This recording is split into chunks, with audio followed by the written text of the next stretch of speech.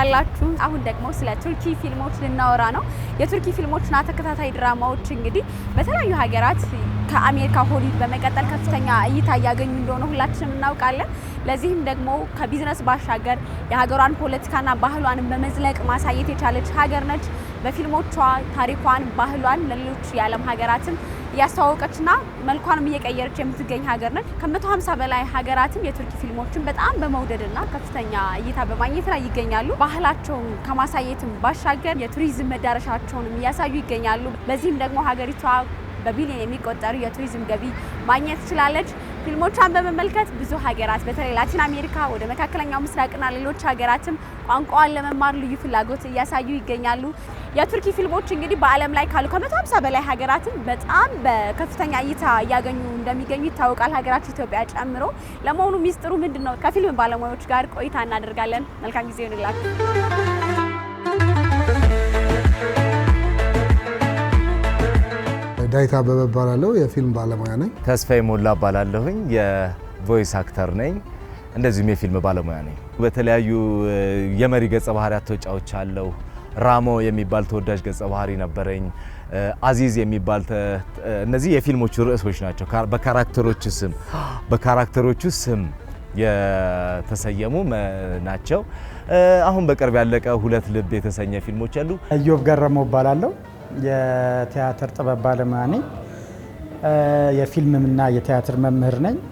አጠቃላይ ጥበቡ ላይ ነው ያለሁት። የቱርክ ፊልሞች እጅግ በጣም ቆንጆ ናቸው። የሚሰሩበትም መንገድ የሚሄዱበትም ለመስራት የሚሄዱባቸው ርቀቶች፣ በጀታቸው፣ ሲኒማቶግራፊያቸው እንደ እንትን የምናነሳቸው ብዙ ነገሮች አሉ።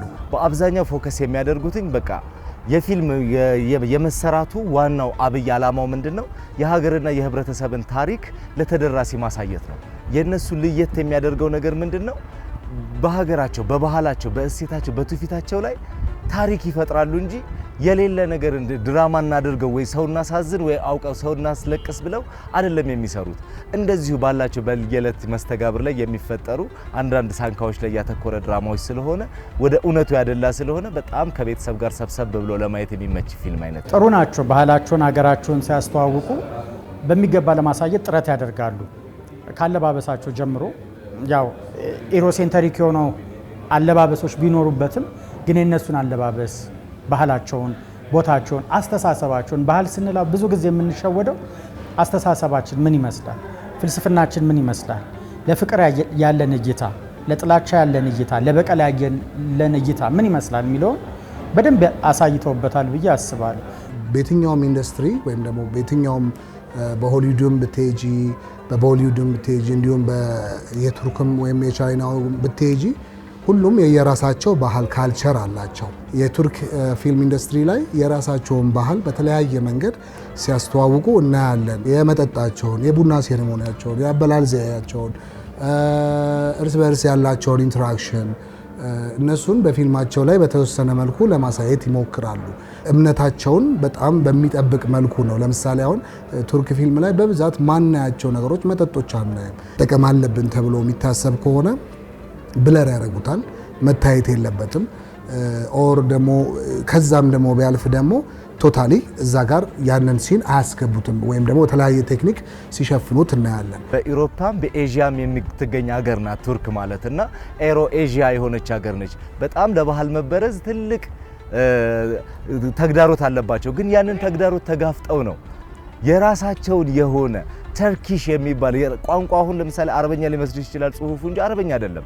የራሳቸው የጀግኖቻቸውን ታሪክ ነው የሚወድሱት።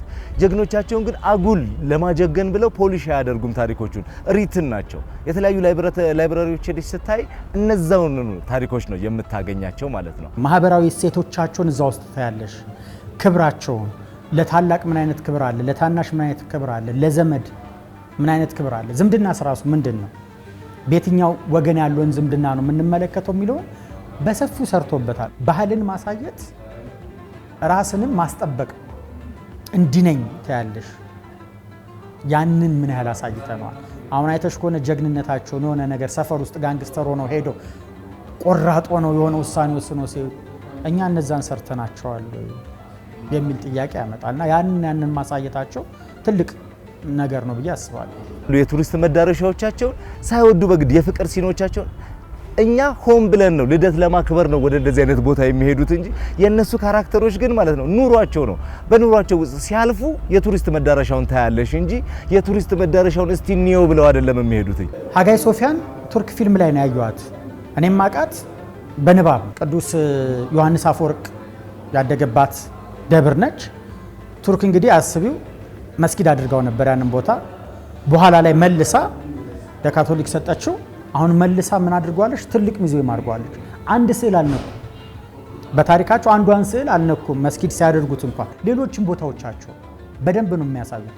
ምን ያህል አላቸው ስትይ እኮ እርግጥ ነው የቱርክ ስልጣኔ ኤንሻንት ስልጣኔ ነው አላቸው፣ ግን ያን ያህል የሰፋ አይደለም። ግን ያለውን ነገር በበቂ ልክ አሳይተዋል።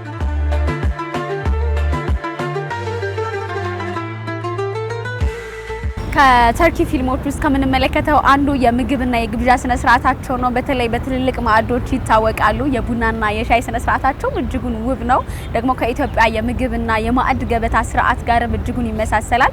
የቱርኪ ቤተሰቦች እንግዲህ በአንድ ቤት ውስጥ ወይም ደግሞ በአንድ ግቢ ውስጥ በርከት ያሉ የቤተሰብ አባላት በጋራ በመኖር በፍቅር በመቻቻል የሚኖሩ ባህላቸው እንዲሁ በፊልሞቻቸው ያሳያሉ። በቤተሰብ አባላት ውስጥ ያሉ ትልልቅ ሰዎችን ደግሞ በእድሜ ገፋ ያሉ ሰዎችን የማክበር ባህላቸው ታላላቆቻቸውን እናት አባቶቻቸውን የመስማት ባህላቸውም ከኛ ሀገር ጋር ባህል እጅጉን የሚቀራረብ ነው። እንግዲህ በቱርኪ ፊልሞች ሌላ የምንመለከተው ጉዳይ ዘመናዊ የከተማ ኑሮን ከባህላዊ ሴቶች ጋር አስተሳስረው አቆራኝተው መኖር የሚችሉ ናቸው። ለዚህም ደግሞ እንዴት ዘመናዊ ኑሮን ከባህላዊ ሴቶች ጋር ማቆራኘት ይቻላል ለሚለው ጥያቄም መልስ የሚሰጡ ሀገራት ውስጥ አንዷ የቱርኪ ፊልም ተጠቃሽ ነው ማለት ይቻላል። እንግዲህ ሌሎች ጉዳዮችንም እንዳስሳለን። አብራችሁ ቆዩ። እነሱ በዛ ልክ ማንነታቸው እያሳዩ ቁጭ ብሎ ማዕድ ቆርሶ ይበላል። አብረሽ ማዕድ ስትቀር ምን አለው ውስጡ? ፍልስፍናሽ እኮ አለ፣ መጎራረስ ፍልስፍናሽ አለ። እና ያንን በደንብ አሳይቶናል ቱርኮች። ለዛም ይመስለኛል የጠፋብሽን ነገር ስትፈልጊ እዛ ጋር አገኘሽ። ስለዚህ የቱርክ ፊልም ታያለሽ ውስጥሽ ስለሚገባ። የገበታ ስነ ስርዓት ማለት እንግዲህ አንድ ቤተሰብ የሚሰበሰብበት ትልቁ ጊዜያቸው ነው። በቃ የራት ሰዓት የምሳ ሰዓት የተከበሩ ናቸው። እሱም ብቻ አይደለም፣ ኤልደር ታላላቆቻቸውን የሚያከብሩበት መንገድ አያት አለ፣ ቅድመ አያት አለ፣ ድጋሚ ልጅ አለ። የ7 ዓመቱ ልጅ ከአያቱ ጋር ነው የሚኖረው አንድ ቤት ውስጥ። ምን ያህል ግጭት ሊኖር እንደሚችል አስቢ። ግን ያንን አቻችለው የሚኖሩበት ነገር አለ። ትልልቁን ውሳኔ የሚወስኑት ሽማግሌው ሰውዬ ነው የቤቱ። ቢዝነሱን የቤተሰቡን ቢዝነስ ግን የሚያሯሩጠውና የቤተሰቡን ቢዝነስ የሚመራው ልጁ ነው፣ ወጣቱ ልጅ ነው። መጨረሻ ላይ ግን ለውሳኔ የሚመጣው ያችን አፕሮቭ የሚያደርገው ግን ይሄ አያት የምትዩ ወይም ከአያቱን በላይ ያለው ቅድመ አያት የምትዩ ነገር ነው የሚይዘው። እንደ ባህሌ ፍቅርን እንዴት ነው የምገልጸው፣ እንዴት ነው የምጠቀምበት፣ እንዴት ነው የማይበት የሚለውን በደንብ ያሳዩናል። የነሱን በዚህ ልክ ነው ስርዓቱ፣ ክብር አለው፣ ፍቅር ክብር አለው፣ ዝም ብሎ አይደለም ብለው ያሳዩሻል። በየአደባባዩ የሚኖር ፍቅር ሞደርን ፍቅር የላችሁም ማለት አይደለም፣ ግን እነሱን የሚገልጸው ይሄኛው ፍቅር። ቋንቋቸው ከኢትዮጵያውያን የዜማ የአጣጣል የዜማ የቅላጼያችን ጋር ይመሳሰላል። በቃ ልክ እርፍ እንጂ ለምሳሌ የላቲኖችን ፊልሞች እንሰራለን፣ አትደርሽባቸውም። በቃ ላቲኖ ነው በጣም ያወራሉ። እዚህ ጋር እየተቆጡ መስለውሽ ግን ለካ ፍቅር ነው የሚሰሩት ለምናምን እንደዚህ ይሆንብሽ። እነዚህ ግን ልክ እንደ ኢትዮጵያ ናቸው። አረፍተ ነገራቸው ይሁን አረፍተ ነገር ሄዶ 4 ነጥብ አለ። በነገራችን ላይ በቱርኪ ፊልሞች ላይ ከኛ ኢትዮጵያውያን ጋር እጅጉን የሚቀራረብ ማህበራዊ ትስስር ያላቸውን ጉዳዮች ያሳያሉ። በተለይኛ የምዕራባውያንና የሆሊውድ ፊልሞችን ስናይ ከኛ ባህሎች ጋር እጅጉን የራቁ ናቸው። የቱርኪ ፊልሞች ግን ከኛ አለባበስ፣ አነጋገር ጋር እጅጉን የሚቀራረቡ ባህላቸውን ከጎረቤቶቻቸው ጋር የሚረዳዱበት መንገድ፣ ችግሮቻቸውን የሚፈቱበት መንገድ፣ እንግዳ ተቀባይነታቸውን እና ደግሞ የሰውን ሀሳብ ከመቀበልና ከማክበር በተለይ ደግሞ የሽማግሌዎችን የታላላቆችንም ሀሳብ ከማክበርና ከመቀበል ጋር እጅግ የሚቆራኝ ባህል አላቸው። የገጠሩንና የከተማውን ምን አድርገው አስተናስለው ወይም ደግሞ አገናኝተው የሚያሳዩን ፊልሞች አሉ። ይሄን ብቻም አይደለም፣ ሁሉንም ማህበረሰብ ይነካሉ። አዎ በገጠር ላይ ያለውን ኑሮ እናውቀዋለን። ወደ ፊልም ስታመጪው ግን ያንን ኑሮ ኮፒ ፔስት ሳይሆን የምታደርጊው ትንሽ ኪነ ጥበባዊ ፖሊሽ ይፈልጋል። ትንሽ ማሰማመር ማደማመቅ ይፈልጋል። ግን መታገል ደግሞ የለብሽም። ሙሉ ለሙሉ ዘመናዊ መሆን የለባትም። ለምሳሌ የገጠር ሴት ብለን እኛ የምንሰራት ሴትዮ ቅንድቦ የተቀነደበ ጸጉሯ የተተኮሰ አይነት ልጅ ናት። የከተማ ልጅ እንደሆነች ታስታውቃለች። በግድ ነው በቃ የገጠር ያደርገን ያሰራናት ያለነው እውቅናዋን ፈልገን። እነሱ ግን ለኢንዱስትሪያቸው አዲስ ፍሌሽ ይሰራሉ። ተደጋጋሚ ተዋናዮችን ላታይ ትችያለሽ። ጉርብትናቸው በአብዛኛው ስታያት ሀገሪቷ ወክ ያለባት ሀገር ነች። ዎኪንግ ስትሪት ልክኛ የሐረርን ምናምን ግንባታ የመሰለ ዎኪንግ ስትሪቶች አሉ።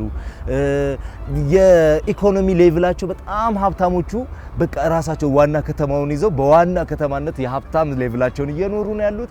በጣም ሚዲየም የምትያቸውም ደግሞ የራሳቸውን ከተማዎች ይዘዋል። የቱርክ ሰፈሮችን መንደሮችን ታውቂያለሽ፣ ጉራንጉሮቹን ታውቂያለሽ።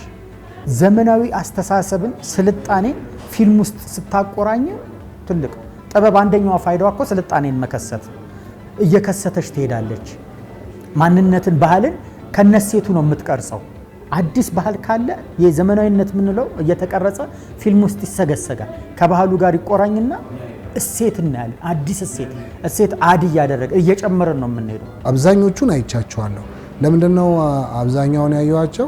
ለኔ ይጠቅሙኛል ብዬ የማስበው ነገር ስላለ ማይበት ሰዓት አለ። ይሄ ስፔሲፊካሊ ላይክ ጧት ተነስቼ ከነሱ ጋር እንደዚህ ተከታትዬ ምናምን ነገር አይደለም። ግን ተከታትዬ ደግሞ ያየሁትም ደግሞ ፊልም አለ።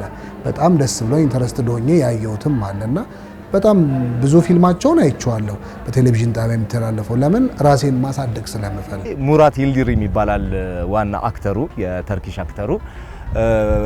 2-3 ፊልሞችን ተጫውቼለታለሁ እሱ የሚጫወታቸውን ፊልሞች ማለት ነው። መሪ ተዋናዩ ስም የተሰየ ፊልሙ ራሱ አዚዝ ነው የሚለው የተርኪሹም የኢትዮጵያውም ራሞ የተርኪሹም የኢትዮጵያውም ራሞ ነው የሚለውና ዋና ካራክተሩ ነው።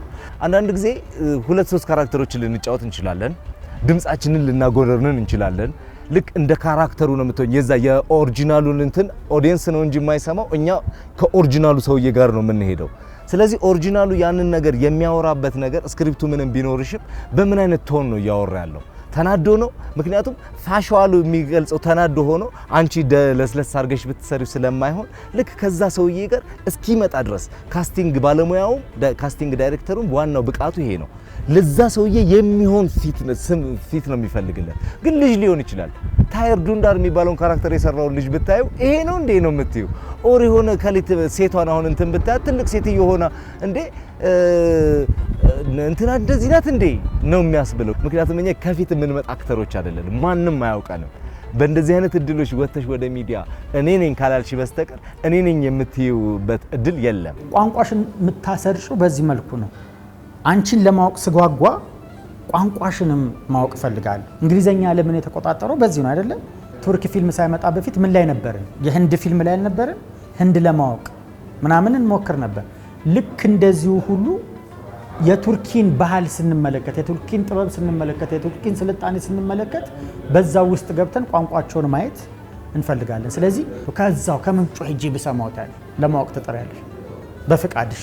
ስቶሪውን ለኛ የሚነግሩበት መንገድ ይሄ በጣም ትልቅ ክሬዲት ሊሰጣቸው የሚገባ ነው። ሰስፔንስ አድርገው ኔክስት ዊክ እንዳን በቃ ዊሽ አድርገን እንድንጠብቅ የሚያደርጉበት መንገድ፣ ሳውንድ ትራካቸው፣ እንዲሁም ሳውንድ ኢፌክታቸው ከምስሉ ጋር የስቶሪውን ወደኛ ውስጥ ለመክተት የሚሄዱበት ርቀት፣ ኮስቹማቸው፣ ሲኒማቶግራፊያቸው፣ ዌይ ኦፍ አክቲንጋቸው ይሄ በጣም ተጠንቅቀው እንደሚሰሩበት የምታይበት ነገር ነው። የፈለግሽውን ስራ እየሰራሽ መከታተል ትችያለሽ።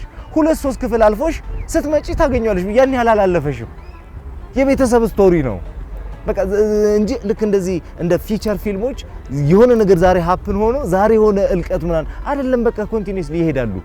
ቤተሰቡ ኑሮውን ነው የሚኖረው እንጂ ያንቺ ድራማ ቶሎ እንዲያልቅ ብለው ቶሎ እዚህ ጋር መርዝ ጥጥት ቶሎ እዛ ጋር ምናምን አይደለም።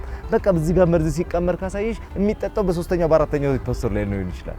ዘለግ ያለ ስቶሪ ቴሊንግ ሜተድ አላቸው። ያ ደግሞ አብዛኛው ወጣት ያልሆነው ትንሽ ማቹሪቲ የበሰሉት ሴቶችም ሆነ ወንዶች እንደሱ አይነት ፊልሞች ይመርጣሉ። ትልቁ ነገር ራሳቸውን ሆነው ነው የመጡት። እነሱ ናቸው ራሳቸውን ነው የማየው። ቱርክ ውስጥ አሜሪካን አላይም፣ ቱርክ ውስጥ እንግሊዝን አላይም፣ ቱርክ ውስጥ ኢትዮጵያን አላይም። ቱርክን ነው የማየው። ያቺ ጥንታዊ ታሪክ ያላት ጥንታዊ መሰረት ያላት በብዙ መሰረት ማቃትን ቱርክን ነው የማየው። ከኔ ባህል ጋር ስለተመሳሰለልኝ ብቻ አይደለም። ራሳቸውን ይዘው አይደለም የመጡት። የራሳቸው ቀለም ላይ ደርሷል። አሁን ላይ እንደውም እኔ የራሳቸውን እሳቤ ልክ እንደ ሆሊውድ እና ቦሊውድ በዓለም ላይ በጣም ይጨምሩታል ብዬ አስባለሁ። የራስን ይዘሽ ስትመጪ በዓለም ላይ ተለይተሽ ተወጫለሽ። ራሳችንን ሆነን ስንቀርብ የኔ ቀለም ነው ብለን እናያለን። የፍቅር ፍልስፍናችንን፣ እይታዎቻችንን፣ አመለካከቶቻችንን፣ አመጋገቦቻችንን፣ ፍቅር አገላለጻችንን፣ ሞታችንን፣ ሀዘናችንን፣ ሙሿችንን እነዚህን ሁሉ ስታመጪ ይሄም ማለት ያለሽ እና የራስን ቀለም ይዞ መምጣት ትልቅ ቦታ ላይ ያደርሳል ብዬ አስባለሁ። በኢትዮጵያ ውስጥ በከፍተኛ ሁኔታ ከታዩ የቱርኪ ፊልሞች መካከል ጥቁር ፍቅር፣ የጠፋው ስምና ኩዚጉን ይጠቀሳሉ። ሌሎችም በርከት ያሉ የቱርኪ ፊልሞችን ልክ እንደኛው ፊልሞች በቋንቋ ከመቀየር ውጪ ለየት ባላለ መልኩ እያየናቸው እንገኛለን። ለማንኛውም ዛሬ ስለ ቱርኪ ፊልም ይህን ያላላችሁ፣ ቀሪ መሰናዶች ይቀጥላሉ። መልካም ጊዜ ይሁንላችሁ።